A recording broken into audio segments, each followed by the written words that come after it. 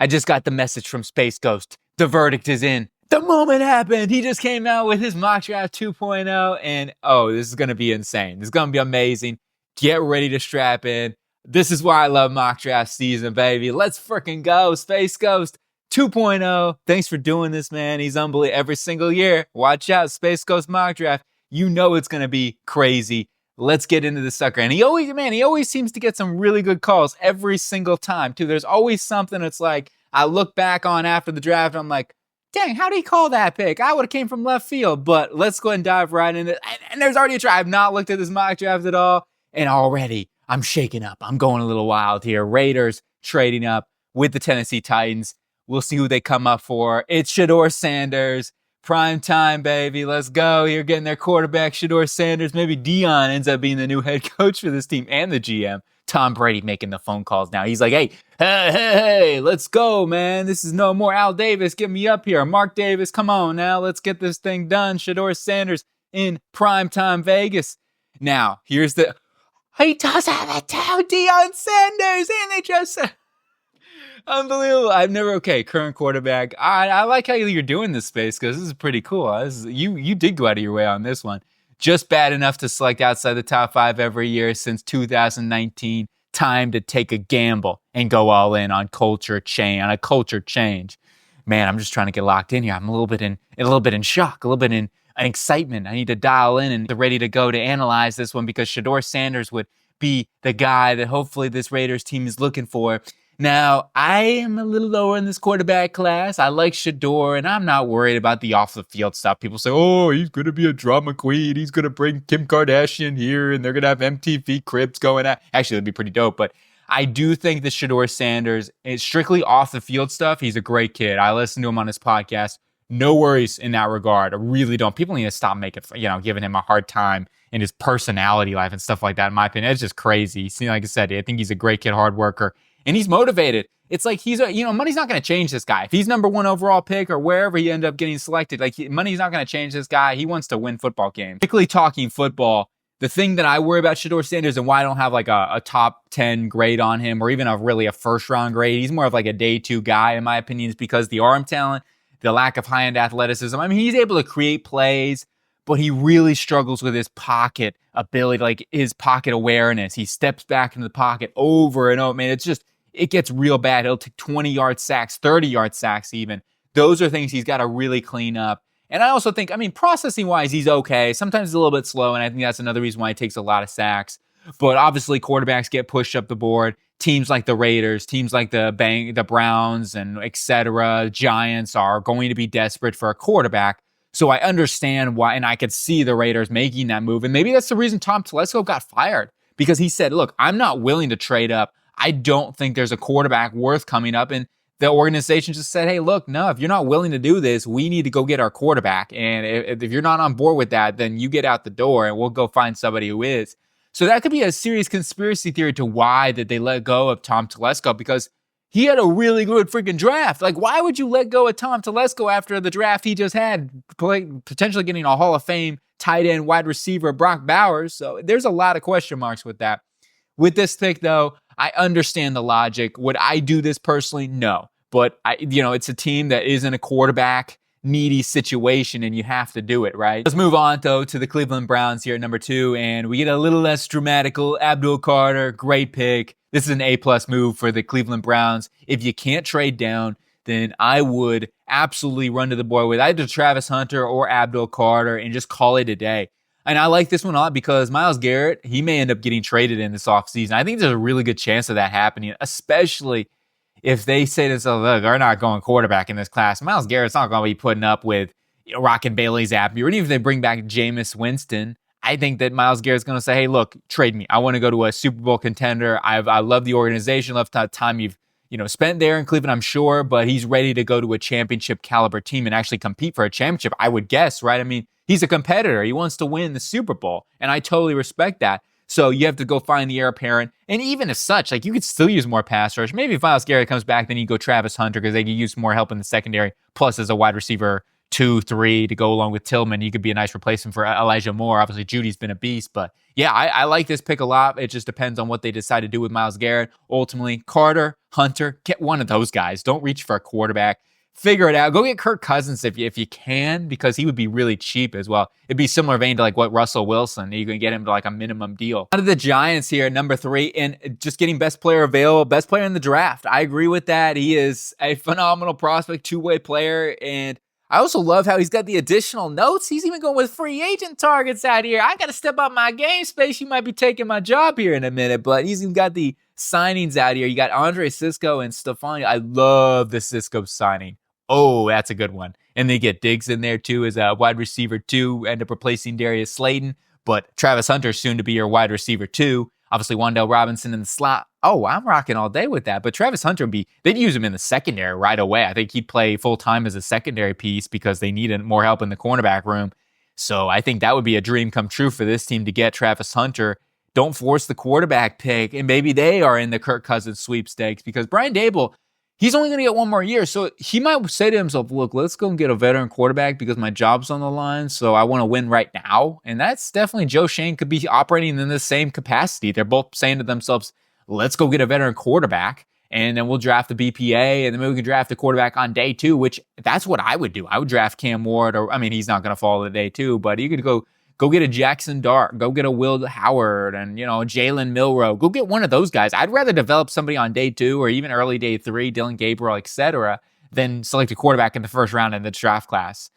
We go on to Will Campbell here for the New England Patriots. Really good pick. All right, this is not, a sexy pick or anything like that. You're not going to be like, oh, man, Sidney Sweeney's rocking out here today for the New England Patriots. But no, at the same time, it's a really good pick. And it's exactly what this New England Patriots team needs. They really need a blind side protector. I need to cover those blind sides. Get my shades on, baby. That's what I'm saying. And for the Will Campbell, people will say, oh, move him inside the guard, G-Sling. He's a guard. No, he's a tackle. I think he's a tackle at the next level. I really do. The more I watch this guy, he's fine. His hands are good. And when you're a tackle and guard are 2 separate positions. They just are.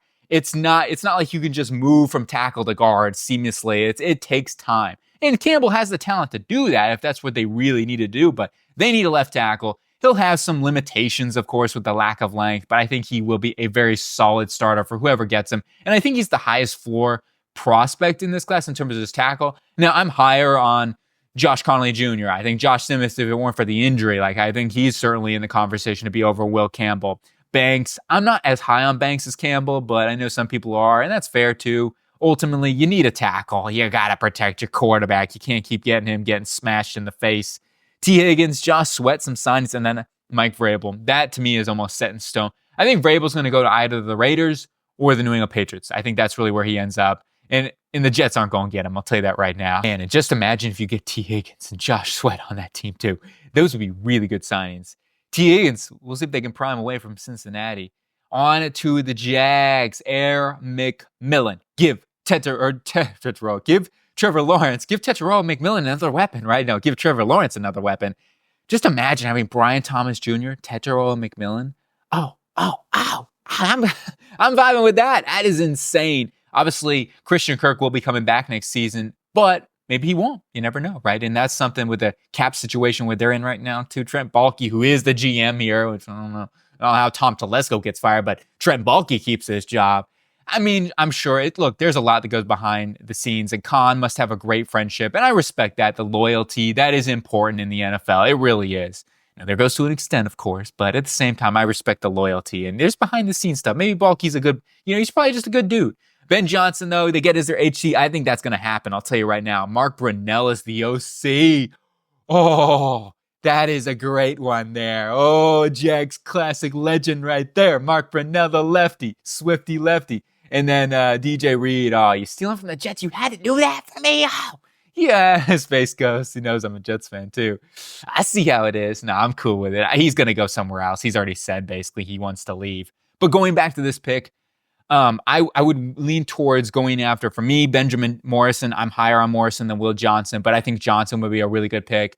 However, I don't blame you for taking McMillan. He is a fantastic player, and if you want to just say we're going BPA, and it depends on who's BPA on your board, Mason Graham is certainly in that conversation too.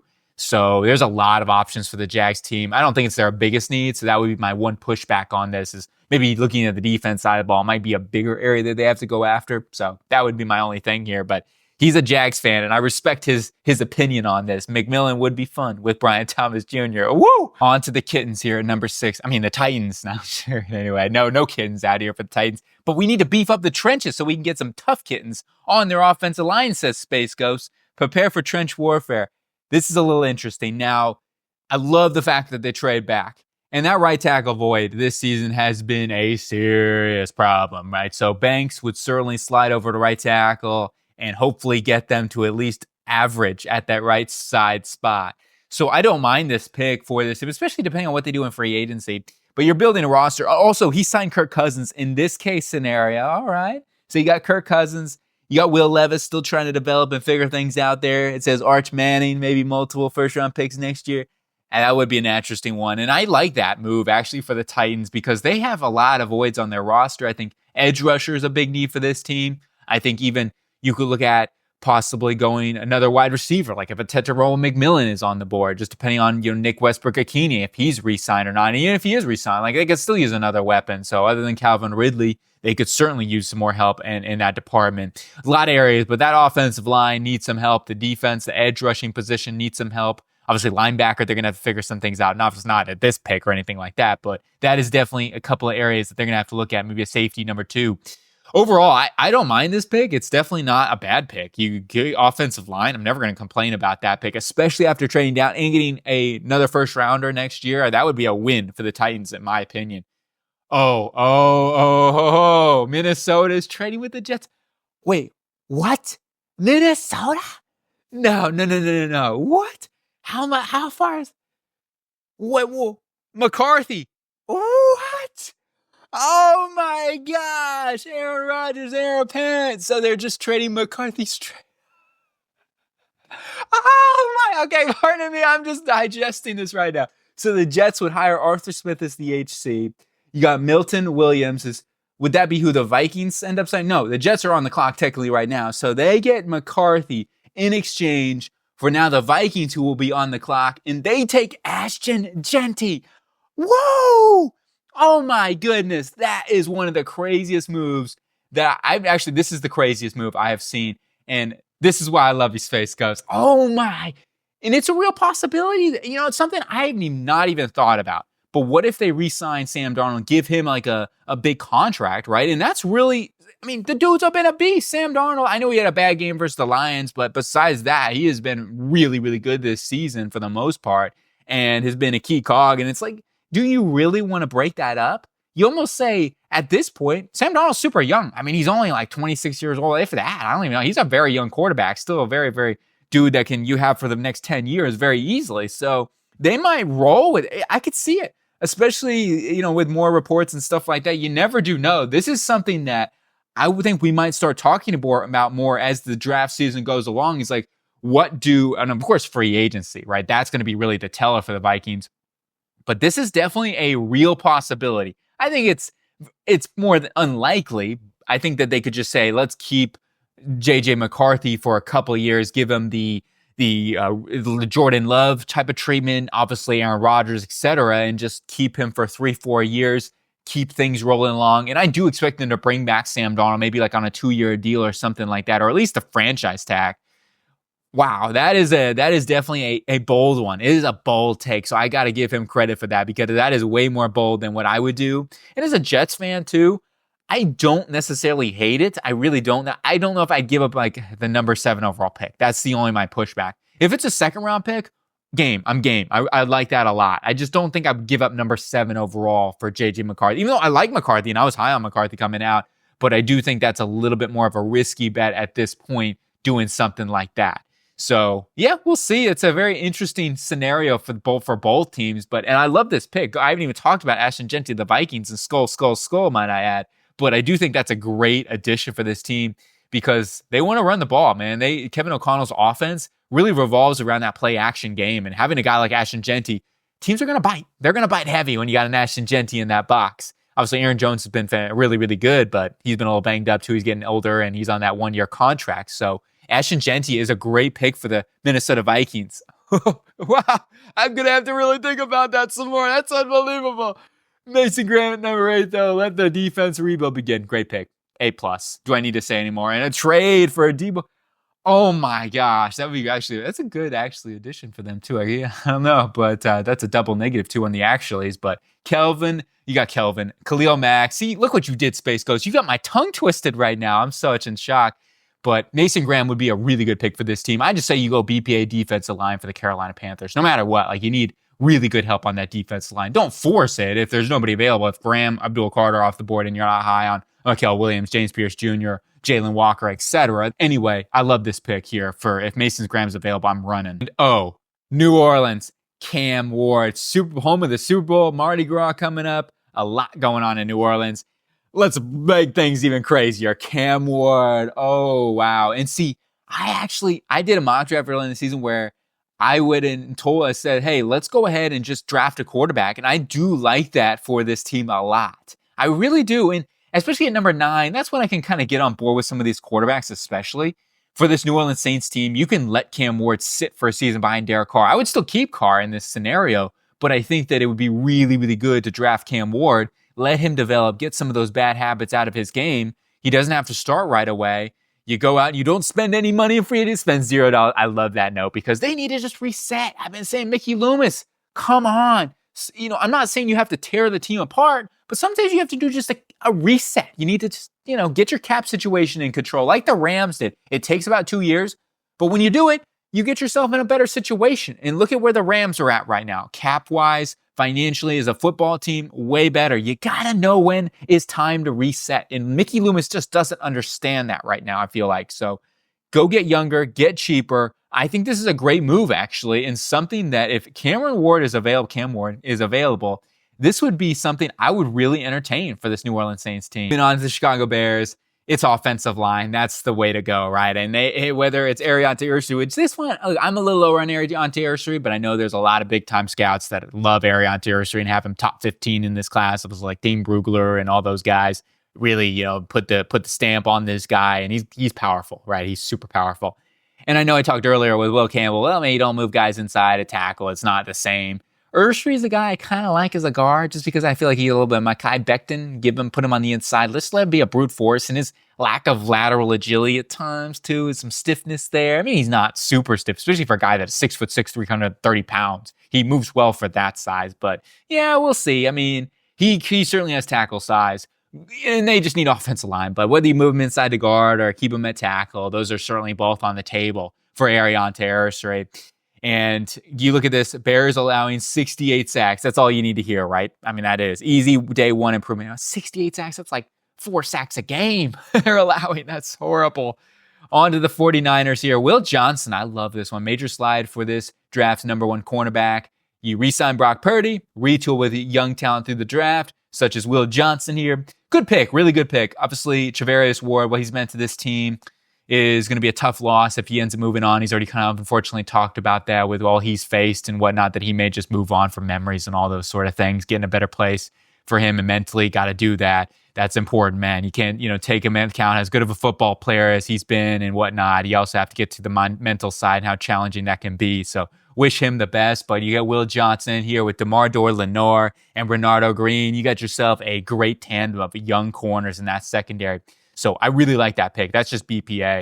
And then next pick here with the Cowboys going Malachi Starks. I like this move a lot. And Malachi Starks, I know Dallas Cowboys fans will probably say, oh, Jerry Jones, he don't get safeties in the first round. He don't value safety. And that's there. I mean, there's a backdrop with that. Some teams they don't pick certain positions early. But a guy like Malachi Starks, you also have to look at this too, that Jordan Lewis is a free agent. Starks could play in the slot for them a good amount throughout this rookie season. So that's a possibility too, and I think they're going to end up moving on from either Donovan Wilson or Malik Hooker, one of those guys. If I had to guess, it'd be Donovan Wilson. We'll see what happens there. And you got some young guys like Marquise Bell and Nia Thomas to help fill some of those voids. But I can really see them going after a guy like Malachi Starks. This pick makes a lot of sense, especially if you look at the board and Genty and McMillan are off the board. I think that would make a lot of sense to go Malachi Starks. I like this move. I think it's a really good one. Another star for the Dallas defense. On to the Miami Dolphins here. They add a receiver, Emeka Egbuka.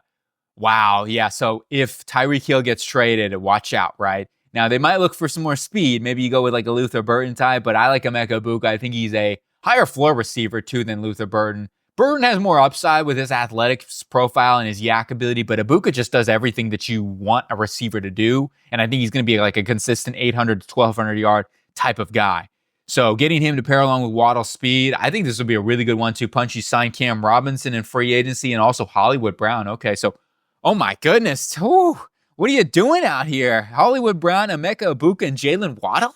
You trying to make the Titans into an elite powerhouse even more with Titans? Even if you lose Tyreek Hill, it might be even a better combination between those three guys, having all those dudes have to cover. I mean, you got Jonnu Smith coming back too next season. That's pretty insane. I don't, obviously, for me personally, I think offensive line needs to be the number one priority here. They at least got Cam Robinson in free agency, but that interior really needs some help. All right, so obviously Hollywood Brown too is been a little banged up, so you have to say you're going to miss him for a couple of games more than likely throughout the season. So they might still need another wide receiver if you go out Tyreek Hill. I just think trenches have to be the number one priority for Chris Greer and Mike McDonald this offseason. So that's really where I prioritize for the Dolphins. But you never know, right? They go offense, they go speed. On to the Indianapolis Colts here, number 14, a reliable check down for a struggling quarterback. This to me is like, I know everybody's going to mock draft Tyler Warren to the Colts, and it makes just so much sense. He is a physical specimen. He has meant so much to that Penn State offense, what he brings to the table as a receiver, as a tough-nosed guy, even as a blocker in line. Shane Steichen is going to want a guy like that as a tight end, that they use two tight end sets quite a bit. And, obviously getting another like weapon at the tight end position, somebody who can really make an impact in that department. Warren, this is a great pick for them. They get Mari Cooper too in free agency. Make or break year for Anthony Richardson, absolutely. On to Kyle Kennard. I knew he was high on Kyle Kennard because last time he had him to the Saints, I believe like number 9 or top 10 or something like that. Kyle Kennard, really interesting football player. Like, I have watched some Kyle Kennard film and I do like him. Like, he's got tremendous speed. He's got good size. I love his burst off the line. And he's also got some good pass rush tools together. I do think he needs to get stronger in the run game, but he would be an excellent fit for Raheem Morris and getting some more pass rush off the edge there for this team, which is their number one priority. I would go James Pierce Jr., but I love the bold claim. And this is the thing. Don't listen to people around you say, oh, you have to take Mikael Williams or James Pierce Jr. or Jalen Walker. You can't do that. I just think it's smart to go with the guys that you like and you feel good. I know you say, well, that's how bad reaches happen and stuff like that, but you have to trust your own eyes, trust your own film, and I always respect that process. He says, cut Kirk Cousins, sign Talanoa Hufanga. Oh, I love Hufanga. You get him in the secondary to go along with Jesse Bates. That's a great 1-2 punch as well. Oh, man, that's a really good one. So if the 49ers let go of Hufanga, go get him. Snatch him up quick. So, yeah, I mean, of course, I'm higher on James Pierce Jr. I would go that route, but Kyle Kennard is a very good player and somebody that would help out this pass rush. Then we go on to Josh Simmons here for the Arizona Cardinals. Paris Johnson, Josh Simmons, the Buckeye duo. I think this is a great pick, a great move for them. Simmons has right tackle experience. And there's a really good chance as well that this team with Jonah Williams, he may not play next season. I don't know how serious the knee injury. There hasn't been any reports on what exactly is going on. Have to see how everything shakes up with that. Ultimately, whether or not they believe that they can develop Christian Jones as the long-term right tackle, I don't know. That's such a tough decision. He's a 5th-round pick, and I mean, he's definitely a guy that has a lot of promise, but Josh Simmons would be a bona fide right tackle, Pro Bowl type of talent in that right tackle's position for them to get bookend guys for Kyler Murray. And I love that he puts draft Cam Skattebo. Woo! Yeah, keep him over here. Let's go on the West Coast, Arizona, Cam Skattebo. That would be insane. You got Trey Benson that they drafted. Of course, you got James Conner, one of the toughest runners in the NFL. And now you got Cam Skattebo. That would be just insane for a team to have to tackle all three of those guys. On to the Bengals here. Kenneth Grant, big body run stopper. They do need more help on the interior. Now, I lean towards more going veteran route in free agency just because you have a lot of youth from McKinley Jackson and then Chris Jenkins that they drafted from Michigan, but maybe they would have go back to Michigan and they get Kenneth Grant, a big monster machine, athletic, linearly explosive guy that's going to be some true game wreck on that interior. And we've seen over and over again the fastest way to the quarterback, that A and B gap, what Aaron Donald was able, and he's not Aaron Donald, but he can affect the quarterback as well, but he's going to be a really, really good presence on that interior. Just open up everybody else on that defensive line a lot because you're trying to double team a guy like Kenneth Grant. You re-sign Chase, or no, they get Chase Young, which is, I love that move. That is a really good signing. That's what I did in my mock draft. I think Chase Young to this Browns team. And you get Kenneth Grant on that defensive line. Oh, it's game over. It's game over. You got Chris Jenkins, Kenneth Grant. You got Trey Hendrickson and Chase Young on that defense line. Miles Murphy can continue to develop. Chris Jenkins McKinley Jackson can continue to develop. Excellent. And then Javon Holland. That would be a dream scenario for this. That's what Duke Tobin, this team needs to start getting a little more aggressive and getting some guys, getting some talent in here. This would be an A+ offseason for the Bengals. To Seattle here at number 18, they go Jalen Walker, which, if they sign Trey Smith, which that's something you have to know here. So you get Trey Smith on that interior, that would be an excellent addition. Gino last year, if they missed the playoffs in 2025, of course, then they could look at the quarterback position or draft somebody like in this draft on like day 2, day 3. But Jalen Walker, as much as Mike McDonald uses his edge rushers, and also Nwosu, while he's a really good football player, has been banged up a lot, unfortunately. So they could move on from him this offseason. They could end up moving on from Draymond Jones, too, who's a little bit, he's been playing off the edge, but gives you versatility, of course. I don't mind this pick. You pair him up, Jalen Walker, with Derek Hall and Boye Mafe. That would be your long-term group of 3. That's a really good rotation. It's a good move. It really is, especially if you sign Trey Smith, which is an important addition here. All right, if they didn't sign Trey Smith, then I'd be like, go get that guard, right? You need to improve there. But I like this move. Really solid. On to Cameron Williams here, the Houston Texans. I like this one a lot. Texas, born and raised. And you go ahead and sign Keenan Allen. Reach if needed, but must fix the offensive line in this draft. Agree. The offensive line, sneaky, has been just a problem this season for Houston. And consistently wise, they have not been able to protect CJ Stroud. They've not always been able to get a run game going, especially versus good football teams. So getting some offensive line protection and also some run blocking mentality with Cameron Williams, really good pick. I like that. That's an A move. Now, you might be more of an inside guy, but you can try to figure some things out. Move Titus inside or something like, you know what I mean?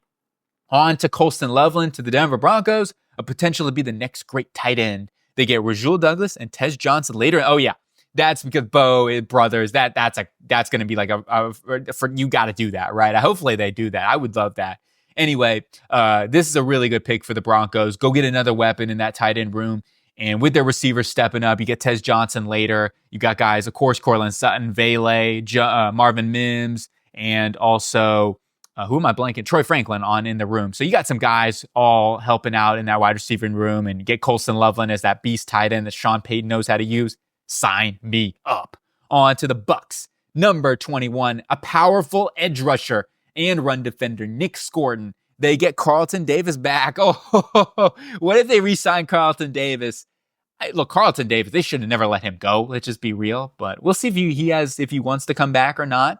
That would be something that I would love for them to do, because they do need some more cornerback help, or at least some depth, if nothing else, right? They've had some injuries. Looking to hit on a wide receiver and cornerback in the draft. You get an edge rusher here with that first pick to go along with Yaya Diab, especially Joe Tryon-Shinka is hitting the blocks in free agency, and also Chris Braswell be that 1-2-3 punch.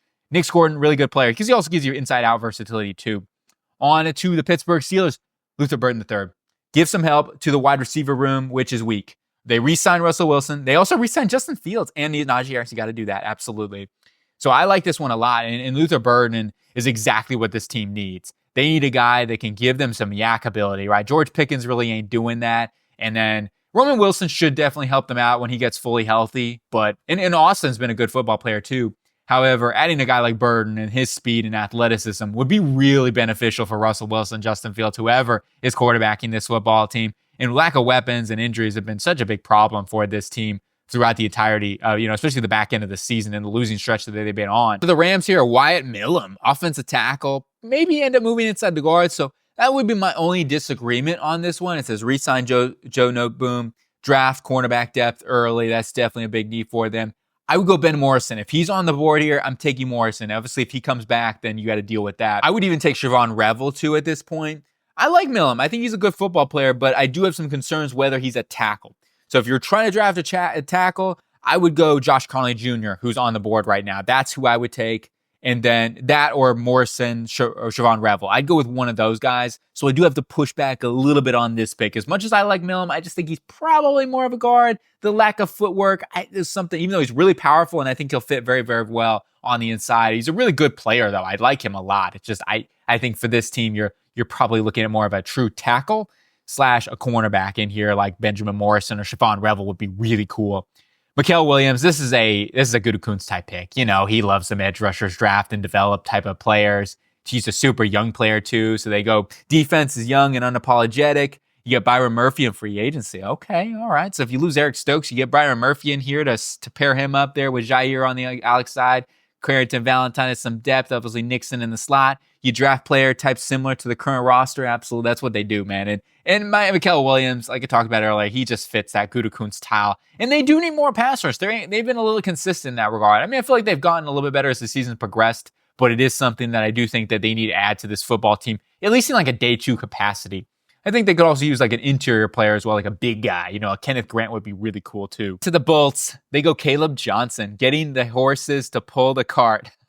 That's a good one. That's a good one. That is a really good one. Edge rusher Hassan Reddick. Yeah, that's a really funny. This draft defined Harbaugh's team. He's going to get that road grader in the run game. I totally see this one. Now, I think there's a lot of options. I think interior defensive line. I think another edge rusher, if tight end, if one of those guys falls here.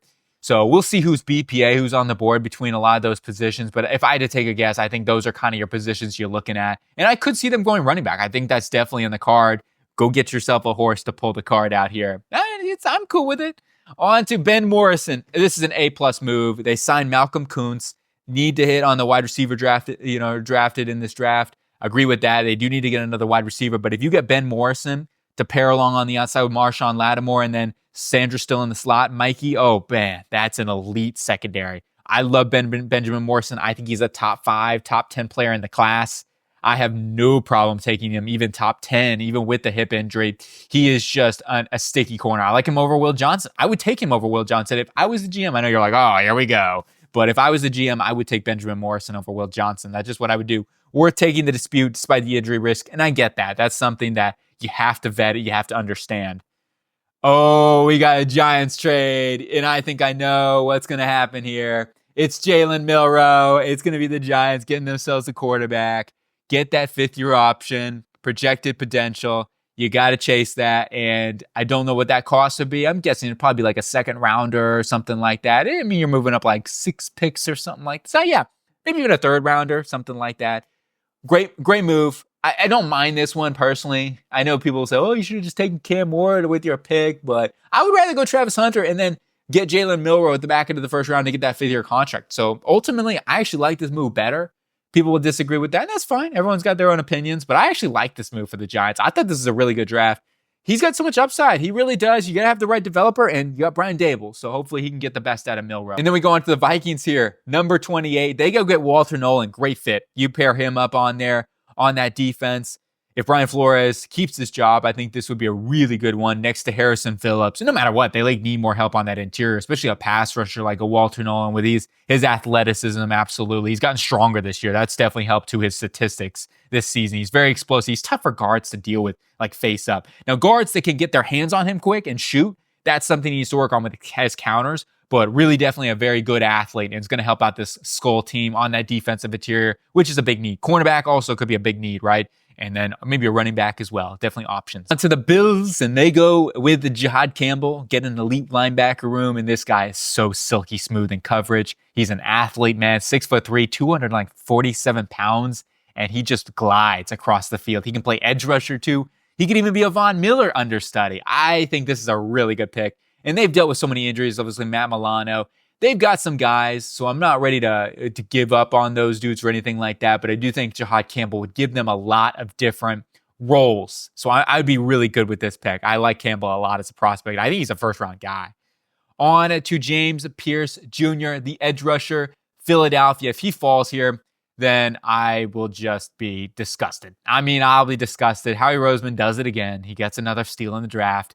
They re-signed Zach Bond, which is top priority. Draft player similar to what they got on the roster. He would fit. He let him develop behind Nolan Smith and Bryce Huff. I mean, what can I say? I mean, they do it again. They can't keep getting away with it, right? And Vic Fangio is probably saying to himself, Ha ha ha ha ha! You fools! You let me get James Pierce Jr. on our defensive line? Oh my gosh. On to the Chiefs. Shamar Stewart. Get some more pass rush. Get some more defensive line. He could even develop and be like a Chris Jones. Like, I could see this guy developing. He gets stronger at the next level. He kind of looks a little like Chris Jones. I mean, they're different body types, but he certainly has that, that height and length, Chris Jones, and athleticism. If he bulks up, puts on 10, 20 plus pounds of muscle mass and gets on that interior and develops his hands, and who better to learn from Chris Jones? But he would also play off the edge, I would imagine. And remember, Chris Jones plays off the edge too. So you re-sign Nick Bolton, focus on drafting depth on their O-line and defensive line, both big areas. Left tackle, of course, they're going to have to fill that void between free agency and the draft. That's another thing, right? Connolly Jr. being on the board. I would actually go Connolly if he was available here at this point. It depends on what they did in free agency. Overall, though, Shamar Stewart, definitely an athlete. He needs to work on his hands, needs to get better off blockers, needs to use his vision better, too, in the run game. Ultimately, he's very strong, though. I think he's got a ton of potential, and he fits a SPAG guy. Final pick, Captain Jack. Offenses beware. D-line is fully established. Retain most of the team's core as you can. Replace OC and DC, because both of them got coaching jobs in this mock draft. Aaron Glenn and then also Ben Johnson both ended up with gigs. And I think that's really possible for this Detroit Lions team, unfortunately, which would be tough. A lot of turnover, right? It'd be kind of like the Eagles a couple seasons ago. But Jack Sawyer, Captain Jack, he's just a leader, man. And he knows how to get after the quarterback. He is physical. He's a great run defender.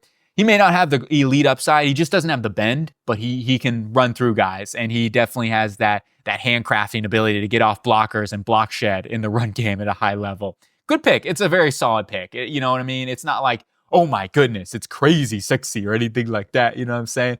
But it is really a solid pick. Jack Campbell's a beast. Or Jack Sawyer's a beast. Jack Campbell's a beast too. That's it though here for the draft. Space Ghost. Thank you so much for doing this, man. This was legit my favorite mock draft I've ever seen. Not just from you. It may have been my favorite mock draft of the cycle. Just in terms of the most fun that I had. This was just incredible. Some of the ideas you've thrown, I'm going to have to steal some of these and really think about them. And when I go off of this, when I'm done, I'm going to go back and look at some of this because it was pretty freaking cool, man. So I had so much fun. Hope you guys have a good day. And my name's G Sling. I'm doing my thing. Let me know what you think, and I'll talk to you later.